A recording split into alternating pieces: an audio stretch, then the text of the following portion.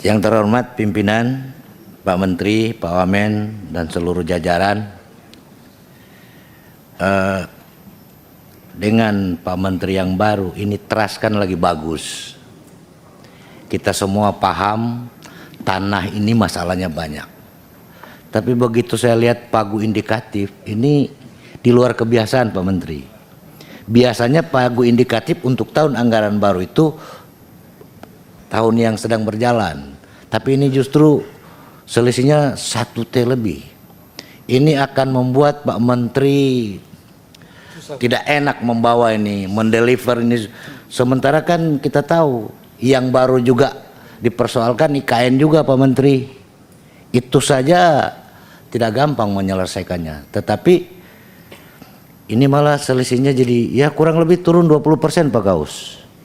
Dan ini tidak fleksibel untuk Pak Menteri mengambil semua keputusan. Di daerah itu ada masalahnya.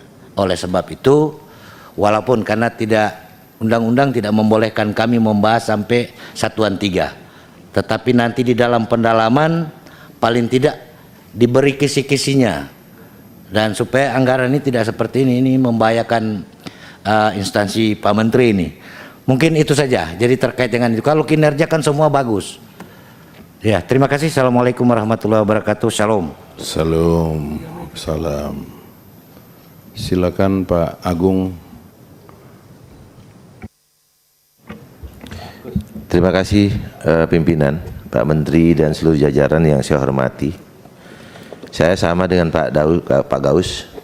Pertama-tama saya memberikan apresiasi atas apa yang disampaikan barusan oleh Pak Menteri. Luar biasa ini. Ya, prestasi yang sangat gemilang yang kita harus apresiasi dengan baik. Yang penting saya sampaikan, dengan jabatan Pak Menteri yang belum begitu lama namun prestasi sudah gemilang, ini sudah tentunya tidak terlepas dari dukungan SDM yang memadai. Oleh sebab itu, yang perlu saya sampaikan pada kesempatan ini adalah saya yakin Pak Menteri belum mengetahui kondisi kantor dari seluruh kekantah yang ada di Indonesia ini. Dari fungsi pengawasan yang saya laksanakan di NTB, NTT, dan Bali sebagai tempat tinggal saya, dan Bali sebagai daerah kunjungan pariwisata, ini banyak sekali kantor-kantor yang belum representatif untuk pelayanan kepada masyarakat. Sedangkan ini di samping SDM yang mumpuni, ini merupakan salah satu sarana di dalam menunjang bagaimana kinerja itu bisa dicapai. Dan saya berharap Pak Menteri pada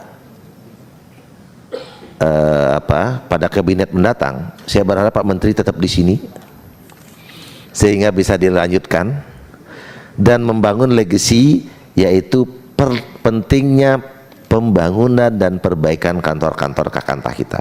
Ini sangat penting Pak. Kalau kita melihat dari sisi akuntan publik, nilai ekonomis dari kantor yang ada di kakantah kita sudah lewat nilai ekonomisnya. Dan jangan sampai nanti SDM yang sudah bagus, yang kemudian karena nilai ekonomis kantornya sudah tidak memadai, terjadi musibah di situ. Nah, inilah yang kita tidak inginkan. Dari sisi anggaran, pimpinan dan anggota seluruhnya, saya concern penting Pak Menteri membuat satu anggaran terkait dengan pembangunan atau rehab kantor.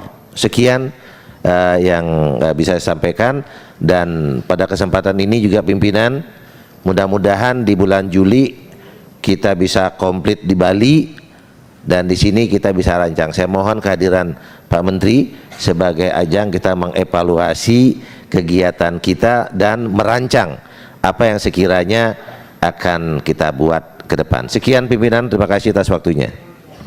Ya, makasih Pak Agung. Masih ada?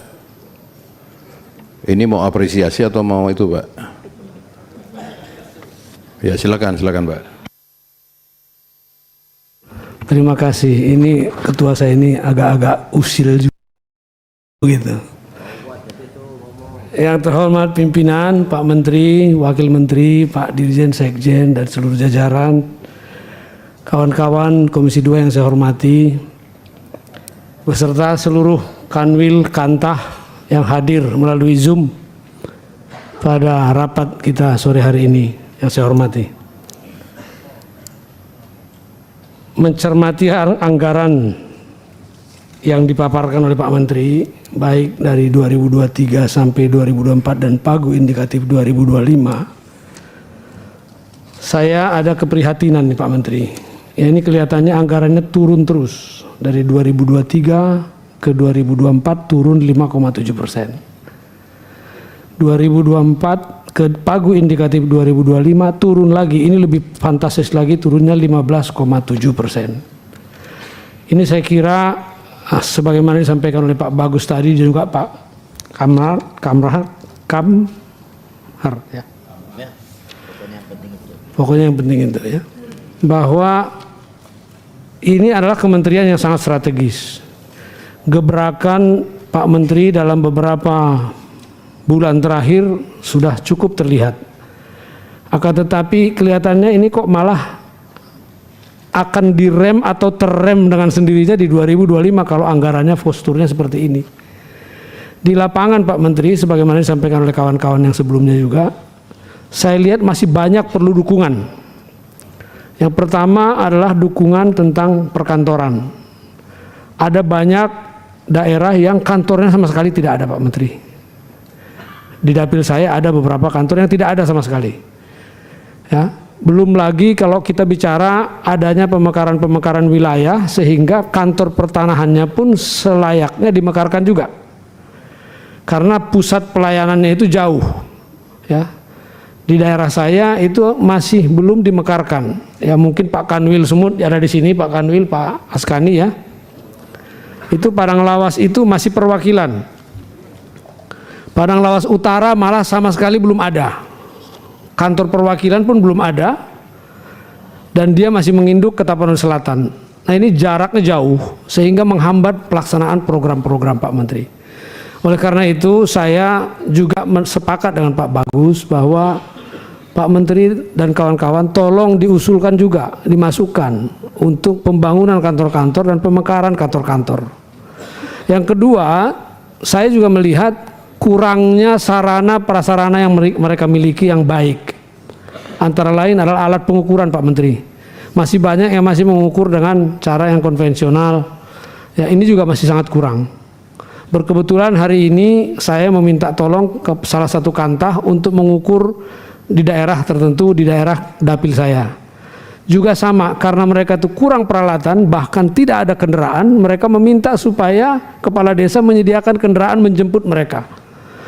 Ini sangat memprihatinkan. Saya pikir minta tolong Pak Menteri supaya pelaksanaan tugas-tugas ini bisa lebih lancar dan masyarakat terlayani dengan baik. Dimasukkan aja Pak.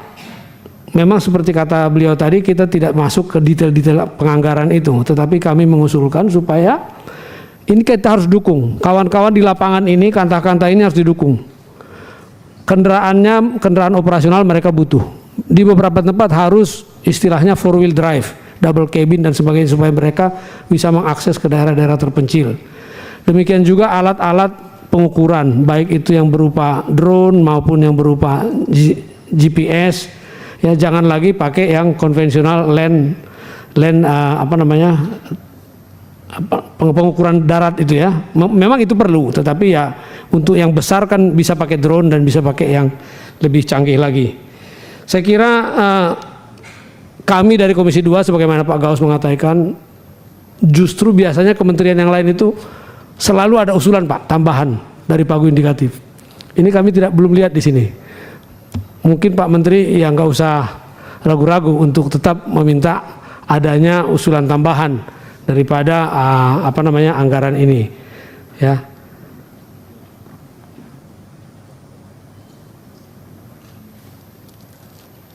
Masih Pak? Ya, saya kira itu yang ingin saya sampaikan. Jadi prinsipnya adalah saya di sini tidak membedah anggaran ini secara detail, tetapi adalah melihat kondisi di lapangan, seyogianya untuk mendukung kelancaran kegiatan ini ke depan, apalagi percepatan ini kita perlu lakukan, jutaan persilahan yang masih harus disertifikasi melalui PTSL dan sebagainya, maka tentu kita juga berharap ini berjalan lancar Pak Menteri. Kami dari Komisi 2 mendukung atas pengusulan anggaran tambahan. Terima kasih. Assalamualaikum warahmatullahi wabarakatuh. Salam. Makasih Pak Ongku. Saudara Menteri, ini masukan dari Pak Ongku sesungguhnya menjadi tanggung jawab para Kakanwil, para Kakantah bagaimana melakukan pengadaan tanah, pengadaan kantor. Ini kan masalah koordinasi komunikasi kepada para kepala daerah sesungguhnya. Seperti di Dairi itu, kampung saya, itu bantuan dari Pemkab dibikin jungan di Batubara, ya di Kisaran, Pemkab juga. Jadi mungkin nanti melalui Pak Sekjen bisa mengarahkan ke para Kakanwil, Kakantah untuk membangun koordinasi komunikasi kepada para kepala daerah masing-masing. Karena kan BPN ini menjadi badan yang vital dan batal untuk sertifikasi tanah-tanah termasuk aset pemerintah di sana, Pak Menteri. Jadi kalau disebutkan Pak Ongku anggaran untuk pembangunan kantor atau pengadaan tanah, ini masalah koordinasi komunikasi. Tapi kalau untuk mobil mungkin ya, Pak Ongku, untuk mobil transport mungkin ya. Tetapi saya sampaikan kepada Pak Menteri, ya ini kan kita membahas mengenai anggaran, Pak. Anggaran saya bolak-balik nggak ada penambahan Pak di sini. Tetapi yang ada saya baca program. Program itu misalnya akselerasi pertumbuhan ekonomi yang inklusif dan berkelanjutan, dan ada skala prioritas digitalisasi dan pertanahan, yaitu layanan elektronik dan sertifikat elektronik. Ini kan tentu memerlukan anggaran yang banyak Pak. Tetapi nggak masuk di sini. Tidak masuk Pak. Bagaimana bisa berjalan layanan ini? Ada juga biaya implementasinya nanti Pak. Tentu ada biaya implementasi, ya. Implementasi sertifikat tanah elektronik memerlukan investasi awal. Ini wajib harus ada Pak. Investasi awal yang signifikan dalam infrastruktur dan pelatihan. Tentu kan harus ada pelatihan Pak ini. Kan tidak mungkin kita pergunakan IT elektronik tanpa ada pelatihan. Nah dari mana anggarannya nih Saudara Menteri? Mumpung sekarang kita membahas anggaran, saya kira masih ada waktu untuk itu nanti disusulkan kepada sekretariat mengenai ini. Karena kalau masalah anggaran terlewatkan, maka biaya implementasi menjadi hambatan utama nanti Pak dalam menjalankan program-program di Kementerian ATR untuk layanan elektronik dan sertifikat elektronik. Saya kira ini paling pokok Pak. Ya belum lagi saya paling getol bicara masalah hukum, tidak naik juga Pak di sini, nggak ada masukan. Ya bagaimana anggaran untuk bantuan hukum khusus untuk internal. Bagaimana caranya nanti ATR BPN menghadapi sengketa-sengketa panggilan dari pengadilan, belum dari kepolisian, dari kejaksaan. Walaupun ada Pak Widodo di sini, jenderal kita, tapi kan beliau tidak mungkin mampu, iya kan, tanpa diberikan logistik yang sehat. Kira-kira begitu Pak. Saudara Menteri, tolong perhatikan ini. Cukup ya kawan-kawan, biar kita masuk kesimpulan. Terakhir Pak John. Pak Ketua satu aja, 1 menit, 2 menit lah. Sebentar Pak, dari kanan dulu Pak. Silakan, the first. Ya, 1 menit Bu, silakan. Ya, terima kasih. Yang pertama apresiasi atas Bapak Pimpinan dan juga Mitra Komisi 2. Yang pertama apresiasi atas kinerja, khususnya adalah penerimaan dan juga realisasi anggaran yang melebihi target. Mudah-mudahan ini bukan karena salah perencanaan, tetapi memang benar karena kerja yang luar biasa sehingga bisa melampaui target. Kemudian pertanyaan saya yang mungkin nanti perlu pendalaman adalah tentang apakah di dalam rancangan kemarin anggaran ini sudah juga termasuk penyelesaian tanah di daerah otonomi baru, khususnya di 4 provinsi di Papua yang itu tanahnya kan sebentar lagi harus dibangun infrastruktur di sana, sehingga kalau belum selesai ke semuanya itu kan akan menghambat. Kemudian yang keempat, digitalisasi pertanahan yang akan direncanakan 2025 ini di samping perlu pelatihan secara teknis juga kan nanti dalam untuk pemahamannya kan kepada masyarakat juga perlu ada sosialisasi. Maksudnya betul harusnya 2024 ini ada penambahan, usulan tambahan untuk sosialisasi terhadap akan diberlakukannya nanti digitalisasi pertanahan, sehingga harus ada tambahan itu. Tetapi istilahnya nanti 2025 sudah diterapkan tetapi belum ada sosialisasi, sehingga mestinya 2004 sudah ada sosialisasi dulu. Saya kira itu, terima kasih. Pak Hendro, silakan. Sedikit aja karena biar masuk ke agenda berikutnya. Jadi saya juga membaca memang anggarannya memang tidak berubah. Jadi mungkin kalau dipaksakan pun juga kita problem APBN-nya juga terbatas juga di badan anggaran. Jadi begini, jadi mungkin jalan keluarnya dari masalah pentingnya Kementerian ATR BPN kaitannya dengan tanah dan juga dengan fasilitas kerjanya, saya pikir Kementerian ATR BPN perlu cari jalan keluar. Artinya apa? Dilakukan kerjasama dengan pemerintah daerah. Itu ada khusus komunikasi yang bagian untuk government relation lah istilahnya gitu, kementerian. Karena apa? Ini kan sebenarnya tidak adil juga. Di daerah itu kan sangat terbantukan kehadiran kinerja yang baik dari BPN seperti yang tadi dipaparkan cukup baik. Ini juga menambah pendapatan asli daerah di kabupaten maupun provinsi. Ini tidak adil kalau BPN juga tidak dapat reward gitu loh.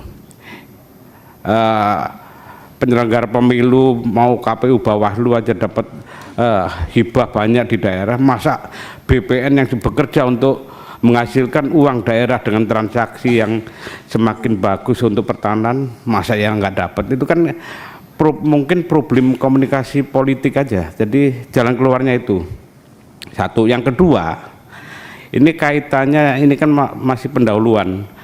Saya ingin supaya seperti pertemuan rapat yang terdahulu itu, BPN kan punya sekolah tinggi pertanahan. Ini juga mohon ini untuk memacu kinerja ke depan. Ini sekolah ini minta dibantu lebih baik lagi. Kalau perlu memang yang tadinya non kedinasan itu dorong, bisakah menjadi sekolah kedinasan? Apa yang menjadi hambatan dan sebagainya? Saya pikir ini dari tahun ke tahun itu animo dari sekolah tinggi pertanahan yang di Jogja itu cukup tinggi. Jadi ini juga mendukung sumber daya manusianya dari BPN. Terima kasih.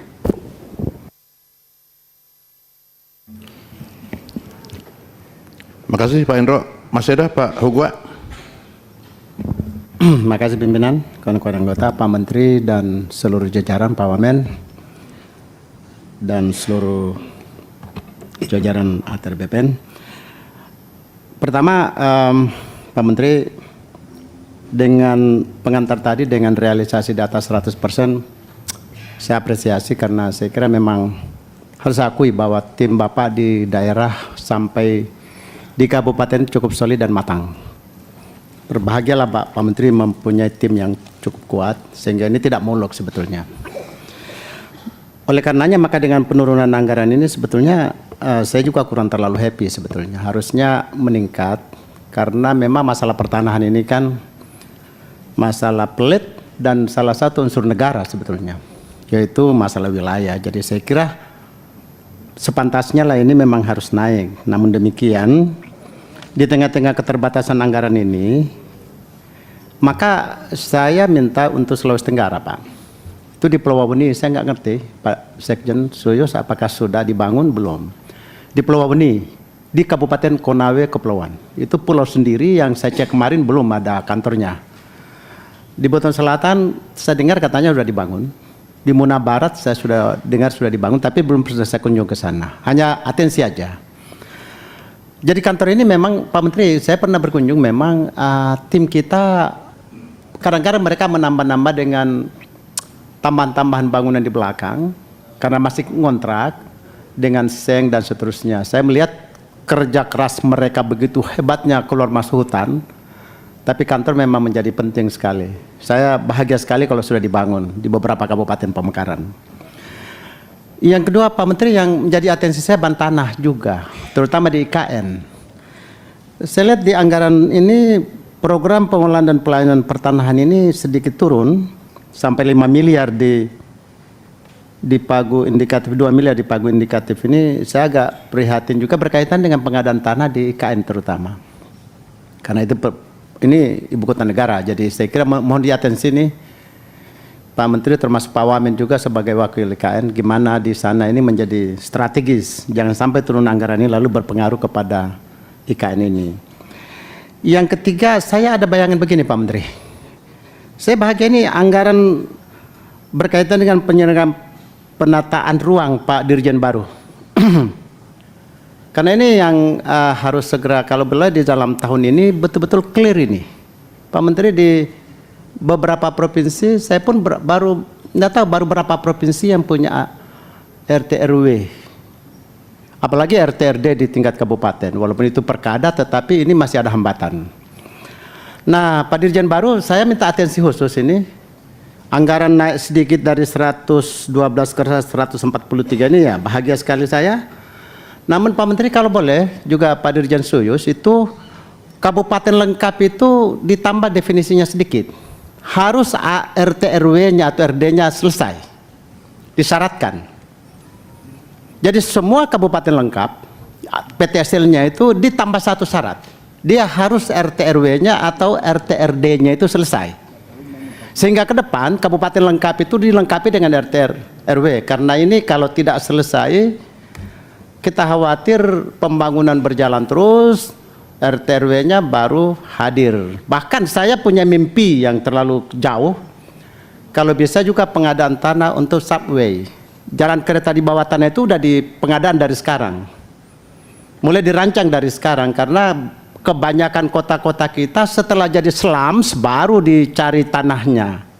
Padahal dalam jangka panjang kereta keliling kota itu saya punya mimpi 100 tahun kemudian barangkali sudah ada semua itu. Tapi pengadaan tanahnya telat, itu menjadi ruwet pada generasi kita ke depan. Sekretariat Pimpinan, terima kasih. Assalamualaikum warahmatullahi wabarakatuh.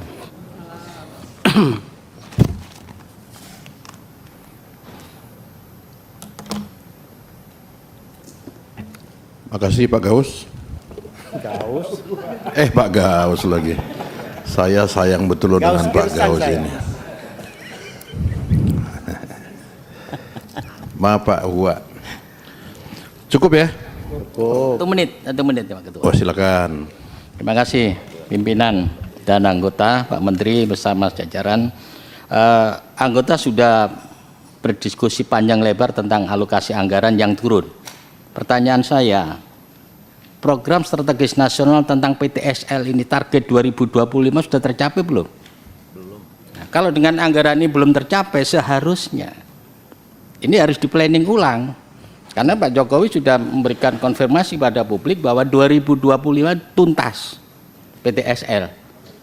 Yang kedua, kaitan dengan tata ruang. Nah, kalau kaitan dengan program tata ruang ini alokasi anggarannya juga belum proporsional, menurut saya sih itu harus direview. Bagaimana perencanaan ke depan ketika kita pendalaman proporsi itu sudah tergambar secara konkret. Saya kira ini Ketua. Terima kasih. Wassalamualaikum warahmatullahi wabarakatuh.